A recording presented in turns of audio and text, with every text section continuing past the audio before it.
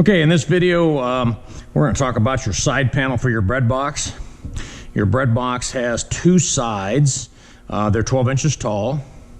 The wood for the bread box for the side panel is 26 inches long. That gives us a little bit of wood that we can true up and we can get things square. So I have several boards here that I just cut on the radial arm saw. Remember, the radial arm saw is a rough cutting saw. I might be off a little bit, my angles might be off. And what I'm going to do is I need this panel to be 26 long and the magic length is 13 to 15 across. So I'm going to lay this in here, and this is my ruler, and I'm going to take a look. And right now the wood that I've got 20 inches, which is way too much. So the first thing I'm going to do is take out this board here. This board's got some cellular collapse. Don't care for that.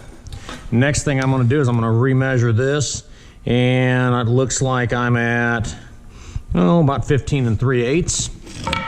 So I need to be between 13 and 15, and this here yields me 13 1/4. So I can get by with just 3 boards. Sometimes you might have to have 4 boards. This here has all been rough cut. As you can see, this board here is nice and rough. This was cut at the mill.